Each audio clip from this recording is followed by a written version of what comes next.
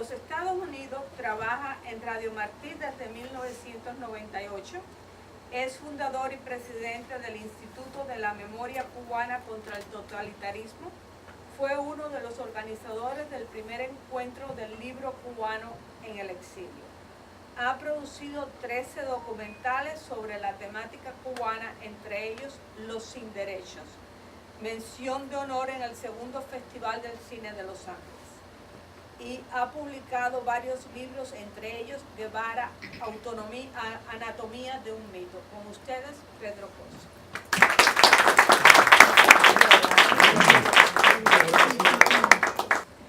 Muchas gracias, de que todo, a la Academia por darme esta oportunidad y realmente instituciones como la Academia son muy necesarias, porque tenemos que buscar la manera de sistematizar la investigación, pero también los resultados de esas investigaciones. El Instituto de la Memoria Histórica Cubana contra el Totalitarismo lo fundamos en el año 1999.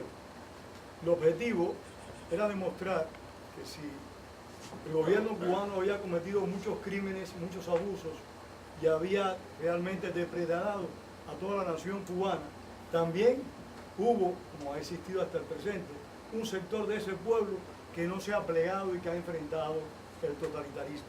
O sea, nuestro compromiso es recoger la lucha contra la dictadura, no recoger solo nuestro dolor, nuestra angustia y nuestra pena, sino también demostrar que luchamos contra ese régimen. En nuestra institución consideramos el año 1959 como un año crítico, por eso el trabajo que presento hoy se llama 1959 entre el miedo y la esperanza. Y es que hace muchos años, haciendo un programa de radio con el doctor Salvador Leu, teníamos de invitado al doctor José Illán, economista, quien fuera viceministro de Hacienda con el doctor Rufo López Fresquet en el año 1959, o sea, en el primer gobierno revolucionario. Y Pepe Illán, que con el tiempo nos hicimos grandes amigos, estaba diciendo cosas realmente desagradables de Fidel Castro. Y yo, en ese atrevimiento de la madurez, porque si digo joven es una mentira, en ese atrevimiento de la madurez le dije a aquel hombre que era mucho mayor que yo: Pepe, ¿cómo es posible de que ustedes, conociendo a Fidel Castro, aceptaran su liderazgo? Y él me dijo: Pedro, el problema es que en el 59 nos debatíamos entre el miedo y la esperanza. Lo que sucede es que cuando terminó el 59 solo quedó el miedo, algo horrendo, y es lo que ha vivido nuestra nación en los últimos 57 años, solo miedo. Ahora bien, tenemos que preguntarnos, ¿por qué pasó esto en Cuba?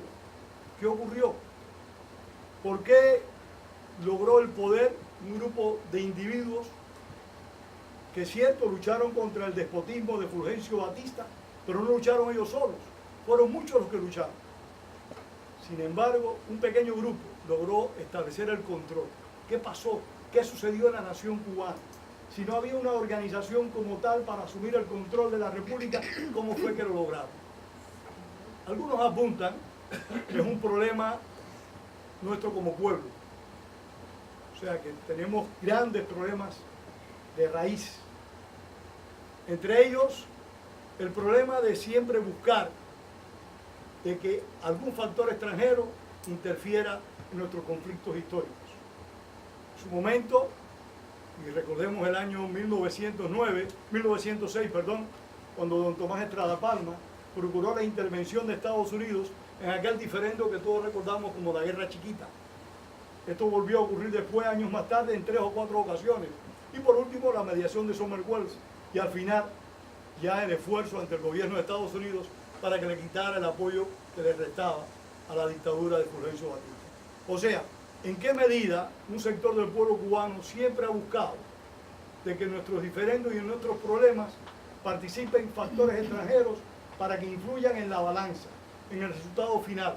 Lo paradójico es que en el momento que nosotros sepamos que en Cuba se empieza a establecer un régimen de carácter marxista, el régimen totalitario de Fidel Castro, no tenemos un conocimiento, en aquel momento me refiero, concreto, de que el comunismo soviético estaba entronizado y había desarrollado un proyecto con esas intenciones. Otros han planteado de que lo que había ocurrido en Cuba era resultado de que, cierto, en el país había problemas económicos, había dificultades, pero también en el país había progresos. O sea que teníamos un país en el cual se había logrado crear una clase dirigente con gran sensibilidad social que quería que todos los ciudadanos vivieran en igualdad de condiciones y no socializando la pobreza, sino haciendo que todo el mundo tuviera mejores oportunidades de vida. Y que eso, la amargura de los fracasos de los gobiernos precedentes al régimen de Batista y por supuesto en particular la dictadura de Batista, determinó de que muchas personas se sumaran al proyecto de Fidel Castro y creyeran ciegamente, en el mismo. Y hay que preguntarse, ¿qué pasó? Porque aquí hay muchas personas de aquellos tiempos, del año 1959, el primer gabinete revolucionario cubano no eran comunistas, era la burguesía cubana en la máxima expresión de la palabra. Sin embargo, aceptaron lo que dijo ahorita la doctora, el doble juicio a los pilotos. Aceptaron el golpe de Estado de Urrutia. Aceptaron el Congreso de los Melones. Y aceptaron algo inconcebible, y yo no soy creyente, pero para aquellos que sí son creyentes y que formaban parte de ese gobierno revolucionario, era inadmisible. Restar de los fundamentos que estableció el régimen revolucionario, porque nunca restableció la Constitución de 1940, sino que restableció una ley fundamental copiando lo que Batista en su momento llamó los estatutos. Que esa ley fundamental le retiraron la invocación a Dios. Y eso lo aceptó la clase dirigente cubana que formaba ese gobierno, que en ese momento era en su inmensa mayoría católicos practicantes. ¿Qué pasó? Entonces la única respuesta es lo que dice Pepillán, el miedo y la esperanza. Tenemos esperanza de que esto cambie, de que esto se arregle, pero también tengo miedo de llevar una actuación que pueda desestabilizar y llevar al país a situaciones todavía más críticas. Me estoy apurando porque creo que el tiempo se acaba. Hay situaciones para todos nosotros muy difíciles de racionalizar, de entender, de asumir.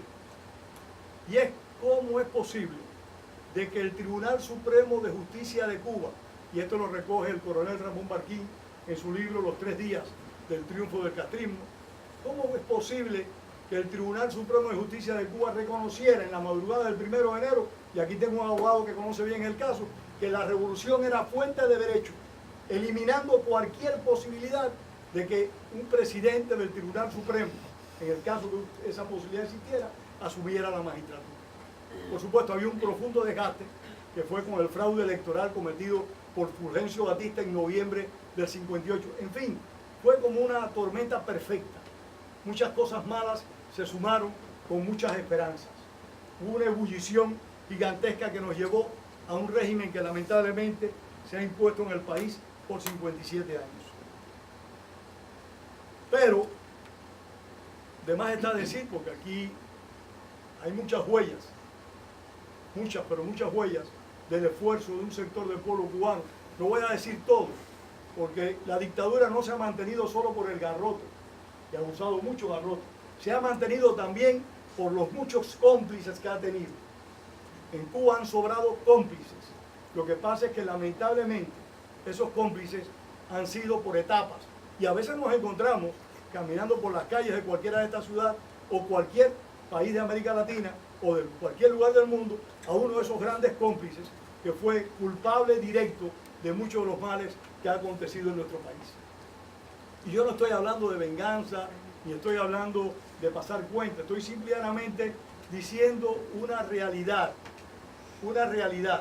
y es que hay que asumir conciencia y no permitir que le hagan a otro lo que nosotros no queremos que nos hagan a nosotros mismos. La dictadura ha dejado una cosecha gigantesca de víctimas, ha dejado un país realmente destruido. En estos días hubo una discusión muy fuerte entre dos amigos por la palabra hacer, y es que uno de los amigos decía que aquellos que se oponían a la palabra hacer era porque venían de la burguesía rancia cubana. Oigan esto, no, es el buen hablar cubano que nunca se usó el término hacer. Jamás usó ese término en el buen hablar cubano. Pero, ¿qué es lo que ha pasado en nuestro país?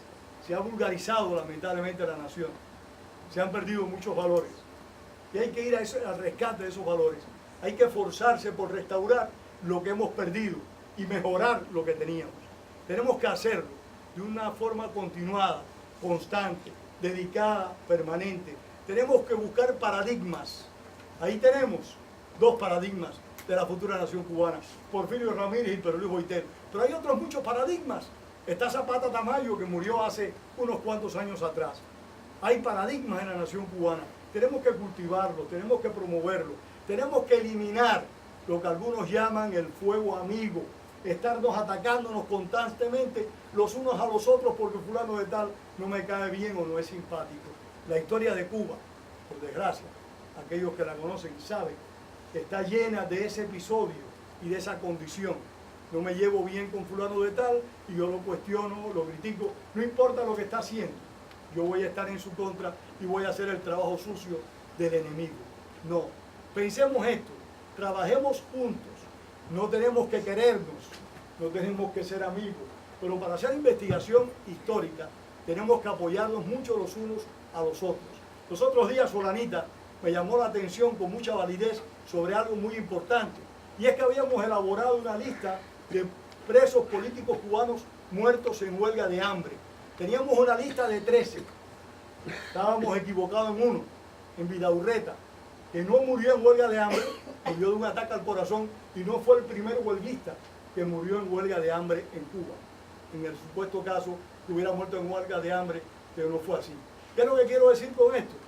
Tenemos que ayudarnos para recuperar la historia. Tenemos que ayudarnos para tratar de restaurar los paradigmas sobre los cuales debemos construir la nación cubana, porque de lo que sí no podemos tener duda, de lo que sí tenemos que estar seguros, que más temprano que tarde, nosotros vamos a tener un país. Quizá algunos de nosotros no lo veamos, pero estamos trabajando como si lo fuéramos a ver. Muchas gracias.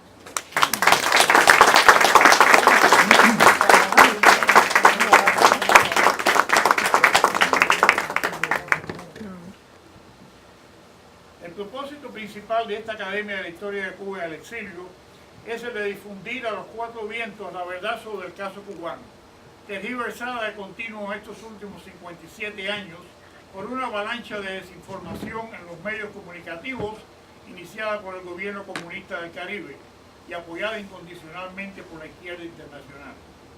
Y estos dos estudios dejan muy bien aclaradas cualquier duda que pudiera tener un observador imparcial sobre el tema. Las declaraciones del presidente Obama anunciando el restablecimiento de relaciones diplomáticas con Cuba motiva el discurso de investidura de la doctora Margarita García. Su aportación se centra en la denuncia de las violaciones y los crímenes cometidos en la isla a través de su historia. Así divide su ponencia en dos partes. La primera sección trata de los abusos ocurridos durante el gobierno colonial y la segunda sobre los desmanes cometidos por los Castro. Su investigación comienza desde el principio de la Guerra de los 10 años con la feroz creciente de Balmaceda y sigue con el fusilamiento ilegal del poeta Juan Clemente Cenea y los 8 estudiantes de medicina el 27 de noviembre de 1871. Luego amplía su evocación haciendo hincapié en la captura y ejecución de ciudadanos cubanos, ingleses y norteamericanos del buque Virginius. No nos deja olvidar las 3.000 víctimas sacrificadas hasta la fecha y mencionadas por Néstor Ponce de León en su obra, hasta llegar al más sanguinario de los gobernantes españoles en Cuba, Valeriano Weyler. De él nos recuerda su política de reconcentrar campesinos con un saldo de casi 500.000 de muertos en lo que se considera hoy la primera instancia de los funestos campos de concentración modernos. La segunda parte de su protesta la reserva para los asesinatos cometidos por el gobierno castrocomunista. Empieza por mencionar los 954 fusilamientos ocurridos en 1959 sin proceso legal alguno, ignorando el hecho de que la Constitución del 40, como bien nos recuerda, prohibía la pena de muerte. Nos revive asimismo el circo romano de Jesús Sosa Blanco y el de los 17 pilotos, 10 artilleros y 16 mecánicos de la Fuerza Aérea que fueron declarados inocentes por el tribunal y acto seguido culpables por el mismo Castro y condenados a 20 años de prisión. Por último, la profesora García rememora en su crítica a las avionetas de hermanos al rescate derribadas ilegalmente y los cientos y miles de cubanos que no pueden resistir más la vigilancia y la represión de la tiranía y se juegan la vida a diario echándose al mar en una balsa casera.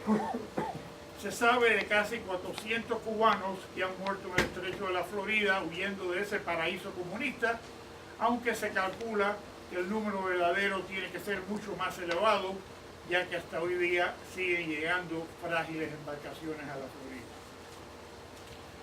En el segundo discurso de esta tarde, el periodista Pedro Corso analiza el desastre de enero de 1959 y hace una serie de preguntas encaminadas a averiguar cómo fue posible que esa revolución ocurriese y con masivo apoyo popular en un país progresista con un nivel de desarrollo económico y social superior en Latinoamérica. Y cómo sucedió que un grupo sin aparente organización pudiera asumir control de la nación y mantenerse en el poder durante casi 60 años por medio de la represión y el miedo. Entre las probables causas, el doctor Corso menciona el hecho de que el pueblo cubano estaba reprimido y frustrado por mucho tiempo, su falta de confianza en los líderes tradicionales, la vocación imperialista de los cubanos y su anhelo de proyección internacional. Asimismo, el golpe militar de Batista en 1952 actuó como agente catalizador que desestabilizó la sociedad y provoca al mismo tiempo una crisis institucional y por igual el deseo de justicia del pueblo por erradicar las angustias ético-morales que afligían a la República. A la vez, la sociedad cubana disfrutaba de un alto nivel educacional, tenía un alto sentido de justicia y estaba también consciente de sus deudas gracias a los progresos obtenidos. Por otro lado, la corriente extremista de esta sociedad coincide con el surgimiento de nuevos líderes de carácter progresista. Aunque muchas personas no comparten los abusos de los primeros años de la revolución, así y todos se unen al masivo movimiento popular, como acaban de explicarnos, y aceptaron en silencio los juicios ilegales de Castro, toleraron que no se restaurara la Constitución del 40 y acataron también que se dejara de invocar el nombre de Dios.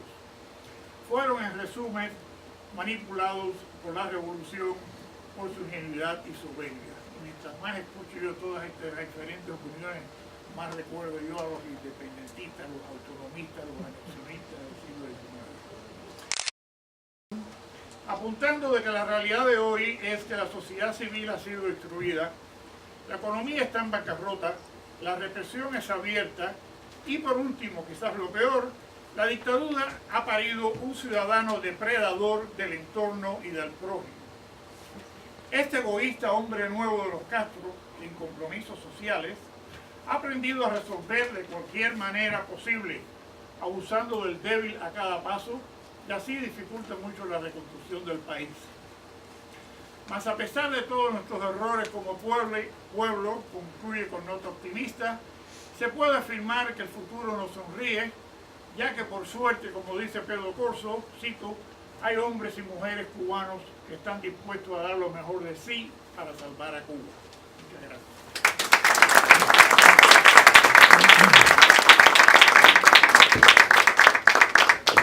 Muchas gracias, mis felicitaciones a los nuevos miembros de la Academia de la Historia de Cuba en el Exilio, en cumplimiento al acuerdo de la Junta Directiva de la Academia de la Historia de Cuba en el Exilio, y como presidente de la misma, tengo el alto honor de entregarle a la doctora Margarita García, en consideración de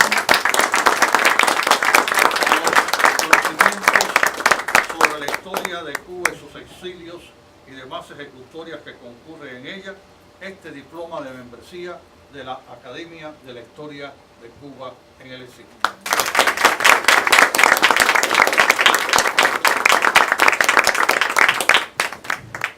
Igualmente, también cumpliendo las órdenes, pues yo nada más que recibo órdenes, cumpliendo las órdenes de la Junta Directiva de la Academia de la Historia de Cuba en el Exilio, tengo también el alto honor de entregar el diploma de membresía al señor y hermano, amigo de más de 40 años, al señor Pedro Corso.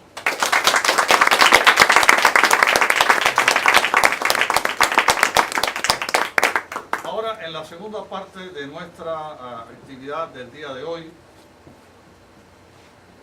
casi siempre los cubanos tenemos algún problemita. Si no tenemos un problema, lo buscamos, porque necesitamos tener algo que nos influya para protestar. Y lo que nos influye hoy para protestar es que la parte técnica no nos correspondió, no nos arregló.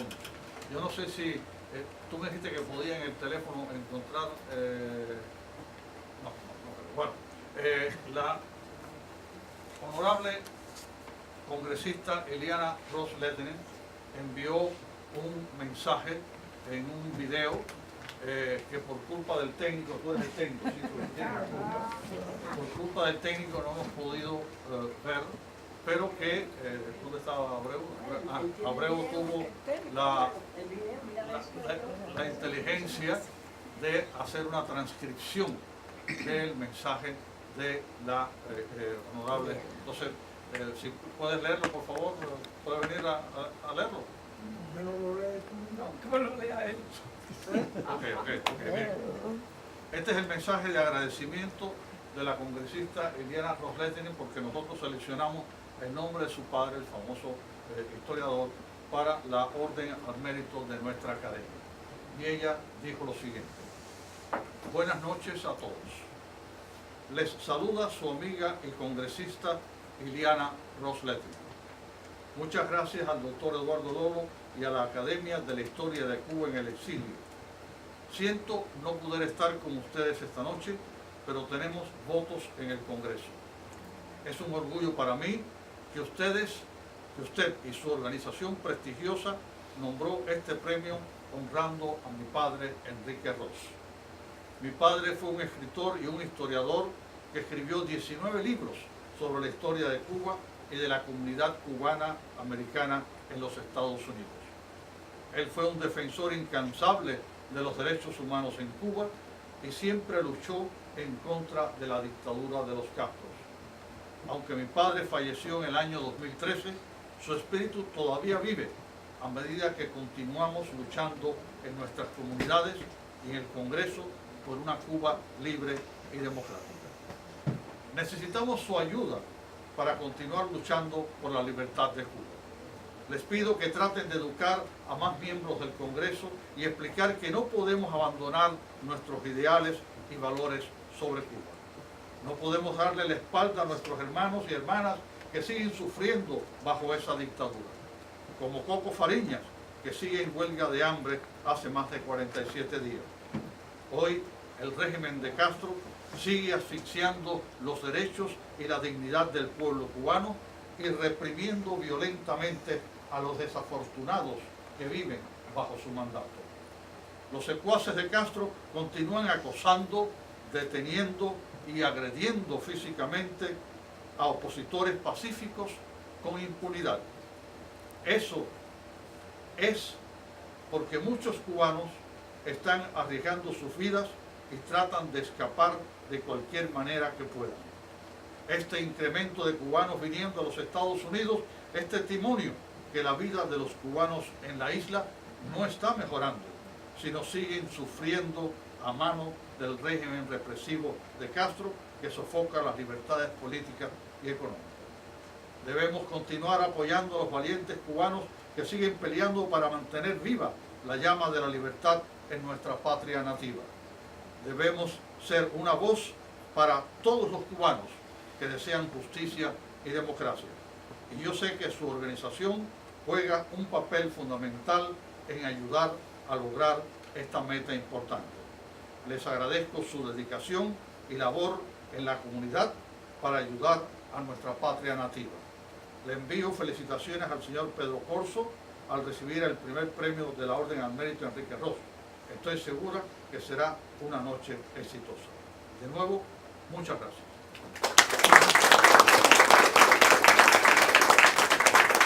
Y hoy tenemos el honor de entregar la primera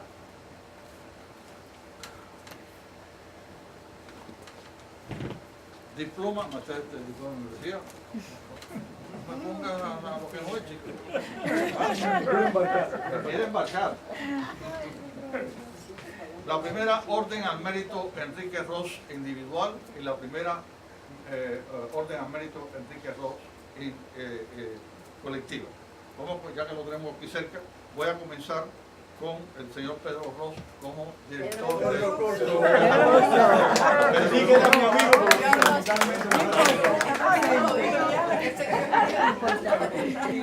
Corso, la orden Enrique Ros, como presidente del Instituto de la Memoria Histórica. Dice, orden al mérito Enrique Ros de la Academia de la Historia de Cuba en el Exilio, se otorga al señor Pedro Corso por su dedicación a la preservación, el estudio y la promoción de la historia de Cuba y sus exilios al margen de la maquinaria propagandista totalitaria. Señor Pedro Corso. Muchísimas gracias a la Academia por este reconocimiento que realmente no es mío, es de los 16 hombres y mujeres que forman parte de la Junta Directiva del Instituto de la Memoria Histórica, que son los que hacen el trabajo ese duro de todos los días y que realmente pocas veces me he reconocido. Esto realmente es de ellos, no es mío. Muchas gracias, López. Un placer. Igualmente, bueno, este local ustedes saben que es prácticamente el local del honor de Cuba. El honor de Cuba, que son estas miradas que tenemos acá. Ellos nos ven, ellos son lo mejor de nosotros. Ninguno de nosotros, ni todos juntos, se puede comparar con la mirada de uno solo de estos hombres. Pero algunos de ellos lograron sobrevivir, y son los expresos políticos cubanos. Y se han organizado acá, en New Jersey, en la Unión de Expresos Políticos Cubanos, Zona Noreste. Durante muchos años han estado haciendo una labor ingente, una labor imperiosa, una labor que siempre nos llenará de orgullo a todos los cubanos, presos políticos o no. Por lo tanto, para la primera institución del exilio cubano, la Orden al Mérito Enrique Ros de la Academia de la Historia de Cuba en el Exilio, se le otorga a la Unión de Expresos Políticos Cubanos.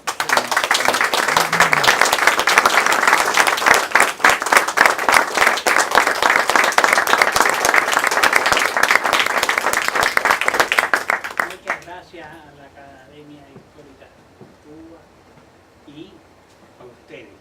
Y siempre recuerden que este es el local de nosotros los cubanos que llevamos en el corazón y en el alma a Cuba hasta la muerte.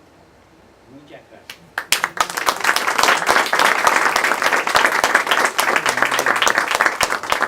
Bueno, con esto nosotros terminamos este acto, unas simples palabras para darles las gracias a todos y recordarles esto.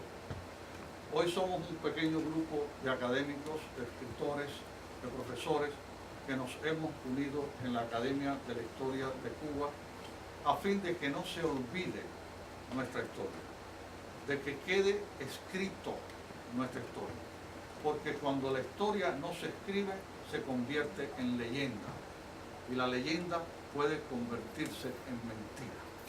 Cuando la historia se escribe y particularmente cuando se recoge el testimonio de quienes hacen la historia, es cuando esa historia sobrevive a todos nosotros. Nosotros, por supuesto, tendremos que partir, algunos de nosotros más temprano, otros más tarde, pero lo que no puede partir con nosotros es lo que sabemos de la historia de Cuba. Lo mejor de nosotros está en lo vivido, lo mejor de nosotros está en dejar para las nuevas generaciones el testimonio de lo vivido para que los cubanos del futuro no vuelvan a vivir lo que nosotros hemos sufrido. Muchas gracias.